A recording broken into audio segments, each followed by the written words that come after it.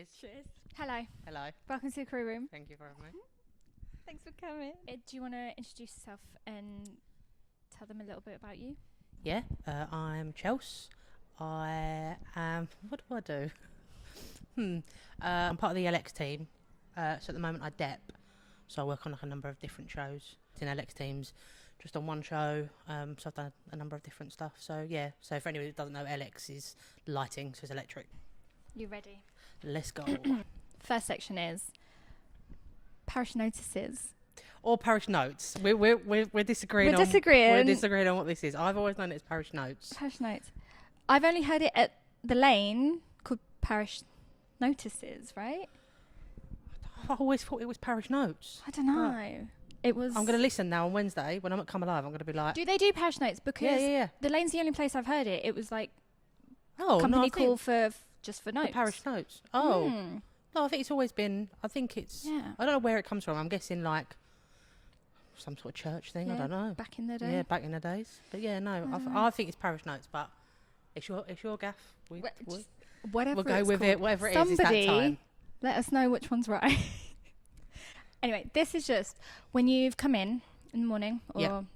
for your call, and your call sheet is complete havoc. My example is that one time on Frozen when 7 people were off at once.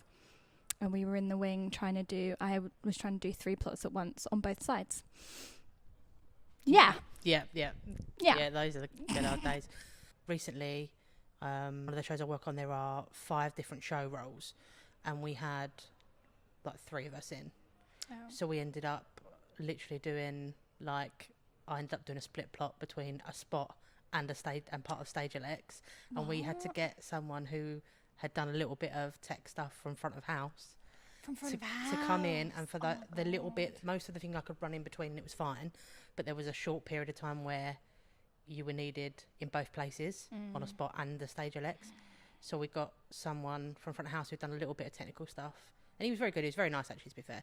And he came in, and we very quickly taught him the little bit of follow spotting that we'd have to do Oh my while I was away. So I was literally, I was there as the last second I could leave. He'd take over. I'd run to Stage LX, do the bit, and then come back and literally take over. Oh my Luckily, the God. bit he only had to be on one person and just follow them. They never left stage or anything, so it was convenient, but not. Yeah, it was stressful. It was That's stressful. wild. Because usually follow spots are upstairs. Yeah, so I don't know how much that would work elsewhere. I know other people that have done like multiple spots on a show Oh my God. where they've literally had to like jump between spots. But for us on that particular show, it was fine because it was remote follow spots, so you were like in a cupboard. Oh. So the one time that I think remote follow spots come in handy, I don't like them. I'm not a fan. What are the remote ones? Like the robo spots? Yeah, so Yeah. the ones that we use there are immaculate. Okay. Which they're fine, but that being the circus, people are up in the air and stuff, and you're basically controlling 2 lights at once, and you can't see the second light. The camera's only on one light, so you've got like a small dial for your Z-axis to go up and down for the secondary light, and it's just havoc. And they're all a bit laggy. They're getting there, but technology's not there yet. And for me, I always think there's a real art to follow spotting, so it's Okay. yeah. Real art to it. Yeah, Artsy there's an fancy. art to it. There is. That's why you get someone. Not like everyone can do it. No, they can't. No, there's a real thing, right? You can be anybody can follow spot, but to be a good follow spot is hard. Like you get some people that've been doing it for a long time, and You got to put they're the work very very good. Like Shout out to the people at Prince Edward's because Okay. they've got some guys there that have been doing it a Yeah. long time, old guards, and they're very good. Okay. Next is encore or exit, Okay. which is basically smash or pass. Oh, okay. Okay. You ready? Go on. So, I'm locked in. that one performer who never hits their mark. Oh, I've had so many. Pass. Always. Always. Why can't you do it every day? Literally. Twice a day. I feel like they don't teach performers enough about like finding their light. I feel like it's a whole bit that's missed out at drama school. Find your light, guys, please. I beg, please. Find your craft, then find your light. Literally. Well, you're so good. We want to see. It's the same with like flyers and stuff. It's like, you need to move. I'm gonna pop kill you on the you. head. Literally. Yeah, if you're lucky, just a bop on the head. Just a bop on the head. I do enjoy it, like when you obviously become friends with. I've got a couple of friends that are in the cast that come alive, and I take great pleasure in winding them up about finding their light.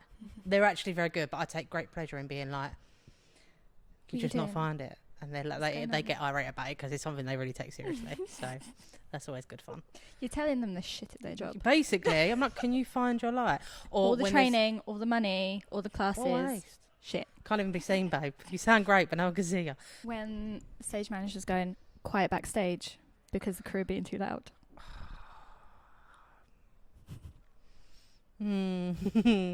Sometimes it's needed. Please understand, sometimes it is needed.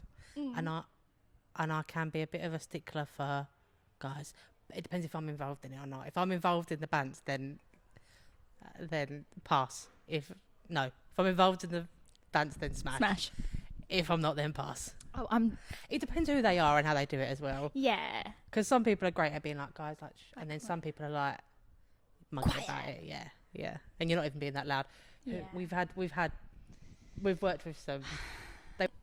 Yeah. Some of them are all right. Some of them know that, like, they know the deal. Like, you're there for 11 hours. Yeah. You need to just have a laugh. Yeah. Sometimes keeps morale up. Sometimes you are being a bit fucking loud. So sometimes it needs to be said. Yeah. And it depends who but you in are. a nice way. Yeah. Like, I'm fully smash on this because, like, you just need to have a laugh. You need to, like, in that wing. Yeah, but smash, like, I thought you meant like smash about being told. Oh, smash about being told? No, as in, like, smash it's funny because... Oh, it's funny. Yeah, it's funny. Yeah. You're saying pass because you don't like being told off. I hate being told off. Who likes being told off? Well, all right, we don't need to go out. I think it's so funny, so I'm just like, smash, I'll do it again. Yeah, we're different. We were different at school. We were different. Next up. Okay, here we go. Blackout queue that always goes early.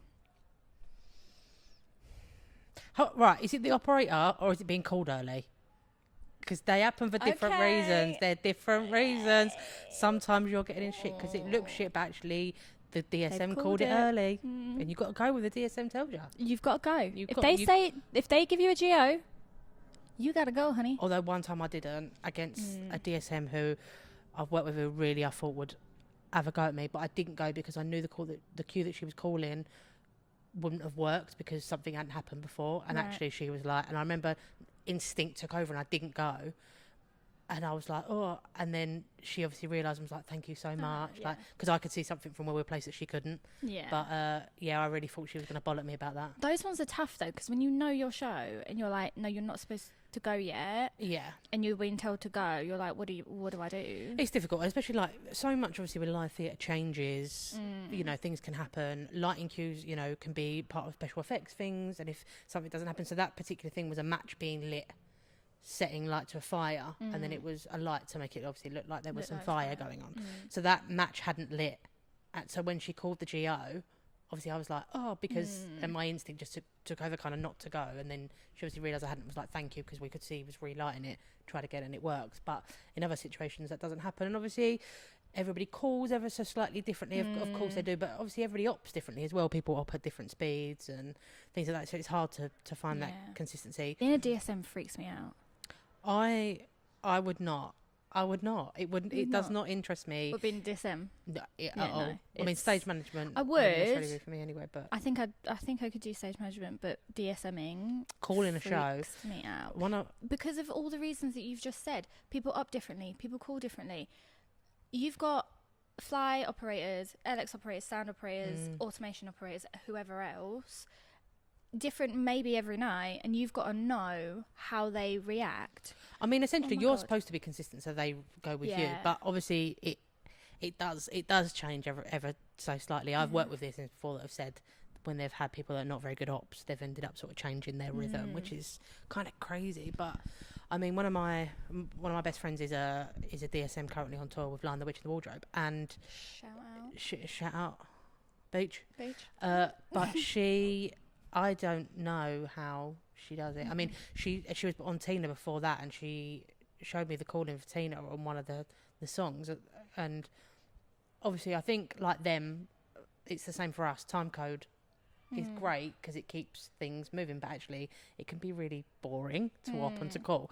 So actually, but there are some things like that I go, God, that could have done with a bit more time code. Like she was calling this show and it was crazy. And I'm like, it's non-stop. It is non-stop. It is non-stop. I get dry mouth. Let alone anything else. I couldn't keep up. Multitasking's never been for me either. I'm going to be honest. Multitasking is not my fault. I give me something and I'll focus on it and I'll hyper focus and be really good at it. But you want me to do more than one thing at once? I'm trying. Wow. So not for me. The buttons, the calling. I mean, I'm trying to think of a joke about a typical man. I'm trying to think, but it's not coming to me. Do you know what? I've had DSMs before as well. Like we'll have a little chat on the private ring between the DSM and the op when I've been on the desk. Don't know how they do it, and then they're just like, hold on a minute, Alex, 348, go, and I'm like, freaks me out. I'd love to do it. Come back and chat to me. No, not I've done it a couple of times, but nothing like major. No. Not like West End. Yeah, no, not. Okay, next. Okay. And I chose this one specifically for you. Oh Lord. Okay. The crew member who becomes everyone's therapist. Insert picture of the mug that I bought Chelsea. I mean, it makes the day go quicker. It makes the day go everyone's quicker. Telling you their problems. Well, yeah. I mean, there's something called drip down therapy that I really believe in. You know, when you've gone to therapy yourself, you're then passing those skills to other people that refuse to go to therapy even though they probably should. Yes. And we drip that down. You know? I agree. No, I agree. Because some people will never get it otherwise. No, I do agree with that. So, you know, I'm all about drip down therapy. Yeah, I mean, the thing is as well, isn't it? Like we work in an environment that is so antisocial for a start. We work long hours. We definitely work long hours at times, and you end up. It's a bit like, I almost imagine it's a bit like, you know, when people go on Big Brother, and those friendships and relationships excel so much. I feel like because we work in such a tight environment that's in the dark, that's long hours, antisocial hours and stuff, and you end up seeing the people you work with much more than you do your family. You know, 6 days a week, 40 to 60 hours some weeks, so you end up obviously becoming friends with people. They end up talking to you about stuff, and as someone who does end up becoming the person that people go to, I mean, I like it because it I guess means people trust you enough to want to talk to you about it, about their stuff. And obviously you care about people, you want them to talk about stuff, and there are a lot of challenges and just in life and in general working in that space. But I don't know, obviously you're opening yourself up. Some people can take advantage of that. You get not very nice people in every job, so smash. Yeah, smash. Otherwise we wouldn't be here today. Gives you a purpose. You're totally right, because like we do work in those like crazy unsocial hours, and like any other job where someone goes, we're like a family, red fucking flag. Yeah. But this job, it's actually a really good thing if you say we're like a family. Yeah. And it's true. Yeah. We're like a family, and it's true. Yeah. Because you have to be, because if you don't get on with the people you work with, it's king hell. Yeah, 100%. You're there day in, day out, 40 plus hours a week, because you go in for your preset or whatever, then you have like an hour paid meal break and then an hour unpaid meal break if you're like West End and stuff.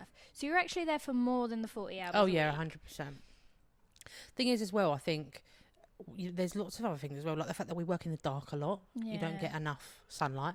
I mean, how many times have we done shows where you're coming in and it's like grey and horrible, and you come out and it's already dark? I've seen no sunlight that day. It's coming. Yeah, it's on its way.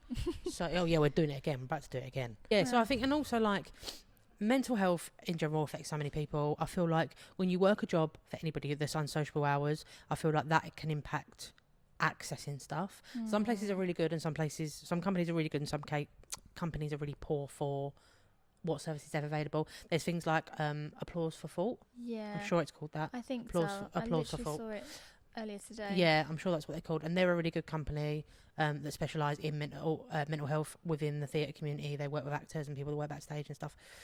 But accessing it can be harder, just because making a GP appointment can be more difficult because of the hours that we work and all that sort of stuff. The company might not have something that's good. I think there's also something to be said for the fact that I would say for most of us in this industry, this is kind of, we're very privileged. okay, to do the job that we do, in terms of that we work in an environment that is sought after. It's you know, it's great. And I think unfortunately sometimes with that comes people's feelings of not being able to not be okay. Because it's like, well, what am I moaning about? I do a job that I'm paid decently for, and I work in an industry that's a bit of a dream, and that should be enough. And I feel like that in itself can actually deter people from, when life isn't great, from going, actually there's a problem, and that's difficult. I've definitely been in that position before. I'm like, what am I moaning about? I've got my dream job. I work on these amazing shows. I do these amazing things.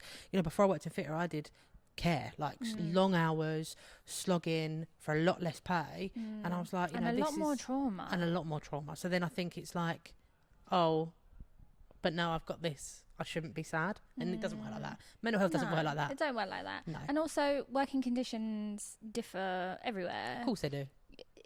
If somebody or something is treating you like shit, they're treating you like shit. It doesn't matter whether it's your dream job or not. Like, my favorite thing to say is like, my job is that I help people play dress up. And it really, I love that. Explain your job badly. I love that. It puts it into perspective to sometimes when you are spiraling. You're like, I'm not saving lives. No one's gonna die. I help people play dress up. Yeah, literally. Calm down. And it's crazy. Like, well, I remember the first time I opted a West End show.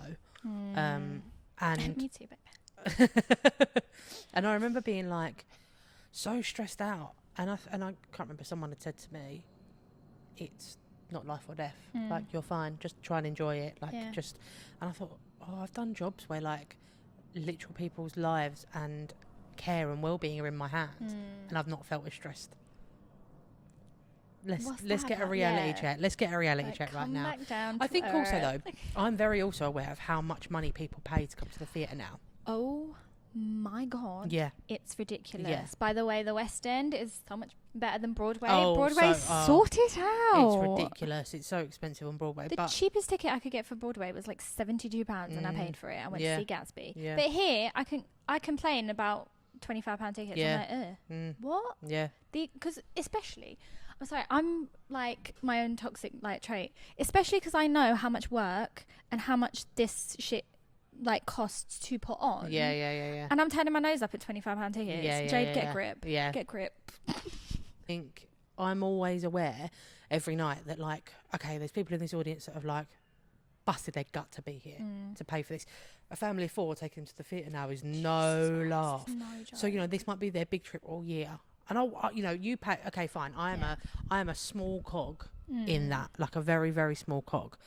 But I want the part that I play in that to be worth something, to be playing. You say it's a small cog, right? In the grand scheme of things, like in the, you know, the teams are like of 100 in a theatre, right? Yeah. But that day you're pressing a button that makes the lights go on. Do you know what I mean? Like, if not for you, then there wouldn't be any lights. If not for us, there wouldn't be any set. There'd be no automatic. Like, I think we also need to give ourselves credit for what we do. Oh, 100%. I think it's just so easy in those moments to go, all of these parts, all of these moving parts need to play properly and play well, be well oiled, so that machine runs properly. And I think, it's so expensive now. And every time I look out into the audience, especially on shows that I've worked on that pour a lot of families in, I'm like, oh, it's just, I love it. And that next generation of kids getting into enjoy theatre is so important. My greatest joy was on Frozen. Every time the dress pull happened and the kids would scream, I was just like, this is why. Yeah, I used to love seeing the kids come in all like dressed up. Yeah, it was great. It's nice. And this is the thing, like, if we don't get kids into theatre, they don't become fans of theatre. They don't know that it's an option to work on it, either on stage or backstage. So many people I know fell into theatre working backstage, and if we don't get them kids through the door, there is no future audience anyway. No. So that needs to be something that we prioritise. Yeah. That's difficult in itself. And I think that kids don't know that enough that it's an option. Kids don't know, like, I didn't know it was an option to ever do this. Like, it was something. A lot of it I didn't know about. No. Like, I knew about stage management, and that was about it. Yeah. I was like, well, I could do that. But I didn't know about lighting. I didn't know about anything until I went to drama school, and I went, oh my that's God, an option. There's all of these things. If I knew, I would have been a lampy. I just feel like it's too late. Yeah. I think, it's never too late, but I think I'm not a fucking nerd, so. I think I've got one friend who knew really early that this is what he wanted to do. And he was lucky enough to go to private school where they offered technical theatre as a GCSE Charlie type thing. Yeah, Charlie. Yeah. Shout out Charlie. And gotta get him on this. Gotta get him in. So next is show report. Okay. I've put it down as show stops, but it can be anything that has been in a show report. It doesn't have to be you in a show report. Oh. So the first time I was ever put in the show report wasn't actually my fault. So I was down as balled up. I was balled up in, but I'd had a period of time off sick, so I had somebody in the booth with me, and I was up in, and a light needed parking out. So they were like, "You carry on. I'll park it out." So I was like, "All right, sweet." And all of a sudden, half the lights go off, and I was like, "What?" And they were like, "Is that me?" I was like, "Well, it weren't me. I don't know."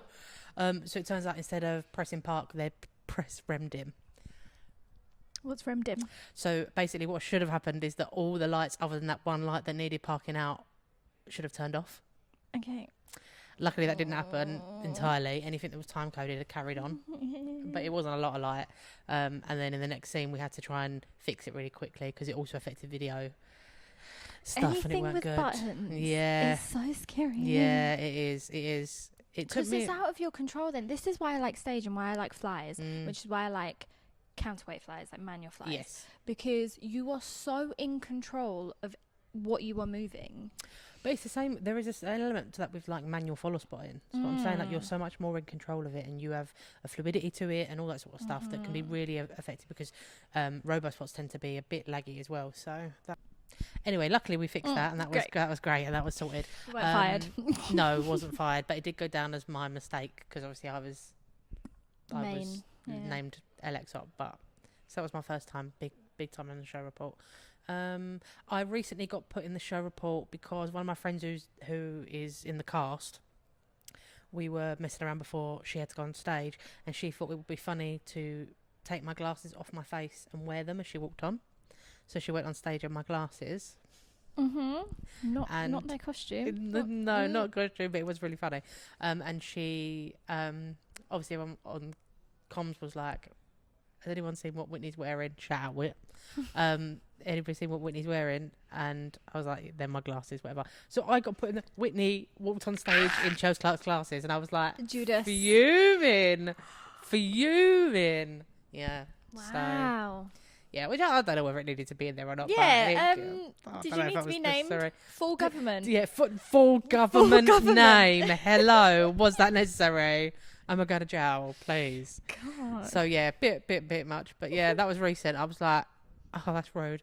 I mean, luckily a lot of the time, if you do stuff wrong, it will go down as like operator error. Yeah. So you obviously can't get away with that so much if you're on the desk. But if you're like, if there's multiple stage elects or you're one of the follow spots, usually it will be like, this happened, operator error. Yeah. So it could be like one of a few of you. So, but to get called out full government name, unnecessary. But yeah, there we go. She weren't happy either.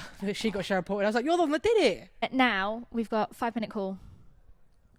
All right. So 5 fills me with dread. Even you just saying it. 5 minute call. Hello, This company. is your 5 minute call. Oh no. Okay, let's do this. So 5 people, places, or things that you're grateful for. Semi-related to the industry, but like can be in a roundabout way. Okay. 5. I've got to put my hands up because I need to count. Chels needs help with numbers. Okay. The audience for continuing to come, because if they didn't, we wouldn't have jobs and we wouldn't get to share these amazing bits of art that we all put together. Grateful to company managers who don't favour the cast and treat everybody the same. I've been very lucky to come across a mixed bag. What are those like? Yeah. I've been lucky enough to come across a mixed bag. JK. When they're good, they're good. Yeah. When you need physio and the company manager's a good one. Oh, yeah. Because I've injured my shoulder or my back. Yeah. and I'm saying hello please, and they go, yeah, no problem, we'll fit you in. I'm like, shout out Craig, who's going to be on the pod soon. Yeah, big up Craig. Good boy. But yeah, so company managers, when they don't favour the cast and they treat everything. I've actually come across some company managers that definitely prefer people backstage. Oh, which really? is a real rogue. Nice. Yeah, I've had a really mixed bag of company managers. Sometimes I think one of the problems of our industry is that you get people that are promoted because they're really good technically and they're not necessarily taught or had the chance to be good managers. Clock it. Right, I think that is a real issue. So Whichever also having managers who are like head of electrics, head of different departments, who are also good people managers, as well as really skilled at what they do. I'm always grateful for that. Yeah, I think sometimes they it's getting to the point where like they're two separate jobs. Yeah, because. Yeah, I've come across so many people in senior positions who are so clever. And technically so good. Like, you are so good at this. I couldn't think the way you do. Yeah. But you do not treat people nicely. Yeah. You don't know how to talk to your staff. Yeah. Everybody's upset. Yeah, you don't know how to be professional. Yeah. Right? And so it's like, it's not kind of against them personally. It's just like, I don't think enough emphasis has been put on it, especially in the past. Obviously, this is a management position. You don't know how to manage people. You have a team who look to you for support, and you can't give it to them for whatever reason. It's just, it's become really difficult. Yeah. So I think definitely, managers. My number 3 would be managers who know how to manage as well as being technically gifted. Being on a show where you are able to mix. I think some of, particularly the older theatres, it's quite difficult for departments to mix the stages. The wings might be small. You sort of pass people. There's not that cohesion within. Whereas on some shows I've worked on, we all spend a lot of time in the wings. Like, the lane, we were spoiled with the size of the wings. And just the people as well. Yeah. Like, a mixed bag of people. Yeah. But a lot of good ones. Mostly got on. 100%. And it was just, like, I'm very spoiled. That is like my pinnacle of what a crew should be, especially for each other. Outside of the wings, whatever, but on that stage, we were there for each other. Yeah. And that is my pinnacle of like how we should be in the wings. And I'm always looking for that. Striving for that again. I think as well, like, Come Alive, because of the way that it's set up, you're able to spend a lot more time in the wings, or a lot of the VOMs, which we call there, because there's 4 different entrances, and the world in which is set outside. There's so much space, so we're all there a lot. We're mixing a lot, and I don't know that happens on every show as much. So that's really nice. The amount of people as well that I've spoken to that have been like, "Oh, I've only had very few venues where I've been able to work and get to know really well the other departments." Yeah. So that's nice. I'm always grateful for that one. I'm grateful to be able to do a job that's creative, where I'm part of something that I love. Like, I just love theatre. I love theatre. I love what it does for people, the stories that we can tell, that, I think some people think it's all happy clappy, but actually there's a lot of like much deeper meaning in a lot of shows, and the things that we can make people feel and make people view things differently.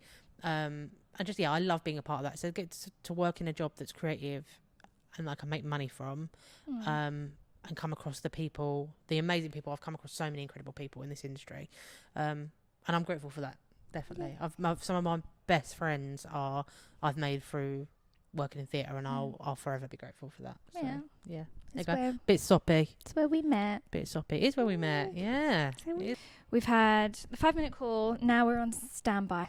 So standby is a cue or part of a show that you'll never forget. You'll always remember. There's a couple, to be fair. There was one that was on Frozen, which I'll remember I enjoyed it, but when you were learning it, people always egged it up, so it made it more scary than it was. Essentially, we ended up doing a queue that actually wasn't really a lighting queue. It was maybe a stage management or automation queue, but there wasn't enough people, and the only person free at that point was one of the stage elects, so we ended up doing it, and it was literally just bolting some gates. But it had to be done in...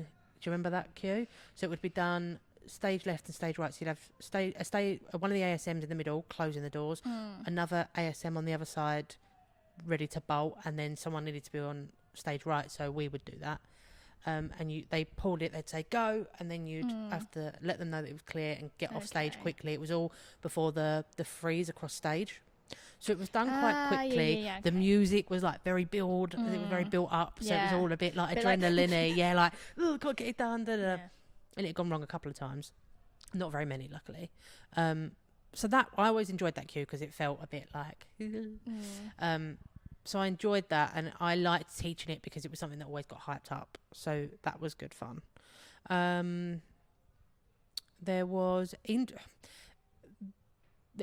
funnily enough, I actually at Wicked there was cues where two of the follow stops, yes, stop that follow. The follow spots that were on top of the stage, you've got two that are on top of the towers, and one of the spots that are at the back of the auditorium, and the three of them do No Good Deed in Act 2, and there's a point where the three of them have to fade off at the same time to make this really nice effect on Elphaba as she's over the smoke, and that's really cool. Okay. That's a really cool, and when that is done right, it looks nice, stunning. And I love little moments like that where you have crossfades with people, or you're fading up and down, and you get it perfectly timed, and you're just like, that looks. You would on cans, you'd often say to each other, "Oh, that was sexy. That was fit. Yeah. Actually, that would fit." I love little moments like that, and I think the more you know a show, the more you find those things. And there was on Frozen also, there was like a horrible cue where you'd have to snap onto Olaf in like hard edge, huge, and it always looked a bit naff. But then after a while, you know, you'd sort of get things right, and you'd mark it up a little bit, and it would just look really nice. So finding those little moments as well were always I've been lucky enough to have a few one. Yeah, a hyped up cue, and I like it, especially with lighting. Like a lot of the time, especially follow spotting, the audience shouldn't know you're doing it until you've done it wrong. Oh yeah, it's a very hidden. It's a hidden thing. Yeah, they shouldn't know that you're there, and if they're noticing, it's probably because you're not doing a very good job. Yeah.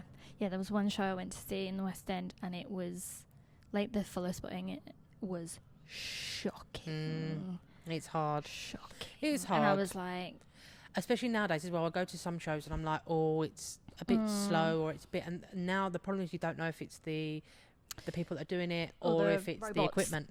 Like, you just can't tell sometimes. If it's AI. Yeah. AI. Attacking my job. God. Is AI a threat to our world? Especially with automation. I'm going to say automation is, because it's taken part of my job as a fly person. Yeah. Here in this building, I don't have any ropes to pull. There's no manual flies. It's all automated, and I do not like it. No. I can do it. I'll do it. It's fine. It's easy enough, and especially because I have the background of manual flying. Yeah. It's easy, but I can't feel it, and it's going to sound really stupid, but I can't feel the timing or the tension. Yeah. Again, it's an art. It's an art. I think manual flying is an art form. It is. It really is. One day I was doing a fit up, and there was a mirror ball, and I had to get the bar that was below it past it, and I was like, I know exactly what to do, right? So I was pulling it out, whatever, and I was like, just tap it that way, and they tapped it, and with the swing, I managed to go at a speed where the swing missed the mirror ball, nice. And they were like, "You've done this before." I was like, yes, I have. Yeah. I know exactly, like, timing wise, how fast I need to pull it. And I just think on the little faders, the speed of these bars, it's not the same. It's not quite the same. No, I get it. So yeah, I get it. I think auto sucks. I hear that. JK, I'm probably gonna try and get into automation. Any other kind of memorable moments? Oh, well, I'll tell you, so recently we had Cast Change at Come Alive, so I was there, and for a lot of the guys there, it's a really interesting setup, because some of the guys obviously are circus and have only done circus shows, Cirque du Soleil, etc. Then you've got commercial dancers that have only done a lot. Some of them have only come from the commercial world, so they've not necessarily done theatre. So obviously with the first Cast Change, a lot of them, it's their first time doing theatre. It was a lot of time experiencing that. So obviously, but some of them have. So like some of the singers and stuff have. So obviously when talks of Muck Up Matinee came about, they were very excited. So it was quite nice actually, because I spoke to a few of them about, like, they had these great ideas of things to do, and I was like, lads, this is brilliant, but we need to tone it down. Tone it down. Like, so for anybody that doesn't know, Muck Up Matinee tends to be the last matinee of a cast show before cast change, and they will do some Silly little things. Silliness. Good fun. Straying from the director's cut, but not in a way that harms the performance or the story. So just little bits. So I told a lot of the guys that had never done it before, the rule generally is if anything you want to change, an audience member watching the show for the first time should not know anything's going on. I think that's generally the rule. Yeah. Like, if you're watching it for the first time, you should not know that anything's different. Yeah. And there's been some great muck-up matinees that I've been a part of and watched before. Like, some really fun things. I have a really wholesome one. Was from Frozen, and it was Kristoff's last day. They made him do the dance himself. Yeah, that was but they all knelt down and like kind of bowed their heads and let him do the thing. And I was like, oh. But also hilarious because he did not like that dance. And he had no idea, and he hated that dance. So essentially, the ensemble that would dance with him knelt down and made him do this dance break all on his own. All by himself. He wasn't, I don't think but he was just very a really happy. Lovely moment. Yeah, but it was also hilarious. There's a couple of times like Hugo where a few members of the ensemble came out, did a little dance, ran around him, and then went straight back into the hut, into the sauna, and they did it to the first person at the queue, ran out, and none of them did. They stayed in. So they just ran around on their own and then went back in. So that was like at Come Alive recently. The circus guys did this really funny thing where they're supposed to be statues or kind of pose like this. They did, because there was 4 of them, they did the Spider-Man pose. So like, again, things like that people wouldn't necessarily know, and they're great fun. I think as backstage workers, it's great to like watch and like see what you spot. I don't know, we all have a great time on cans being like, have you seen that? Da, da, da. So and they're really good fun to be a part of when they're done well, and people spend so much time thinking and plotting, and you know, we all have a great time backstage. I mean, recently, like, I remember on Frozen, I was friends with one of the guys, Jonathan, that was in the cast, and whenever he would come off and I was on stage, Alex, I'd have a sign that I would like have something written about him on, and I used to change it every time, and he looked forward to it coming off so much. But we had to be really careful, because one time he laughed really loudly and it came through his mic, still his mic was still on. So you know, we have a lot of banter with the guys like that, and that's always great fun. I had a time on Frozen where I would nick a load of snow, because we were Lighting was also in charge of the special effects, so we had, as you can imagine, on that show, so much snow. So I would take handfuls of snow, and when they were doing their quick changes, I would run through and snow them. Yeah, some of the guys. Yeah, it's great fun, and you know, we get up to. I don't think people realise the drama on stage is the drama's in the wings. There is so much happening. In the wings. There is so much happening backstage while you're watching a show. Yeah, we said this before, but I've always said that a sitcom series about the wings 100%. Would go Netflix needs to hit me up. I've got ideas. It would go so hard, but we'd get in so much trouble for the story. I don't think people would believe half the stuff, though. I could put in so many stories that are real life things that have happened backstage, and I genuinely don't think people would believe that it's real. Right. Here we are. Thanks for having me. Thank you. For old time's sake. Okay, go on. Will you do the Frozen handshake with me? You're going to sing it, because I can't remember.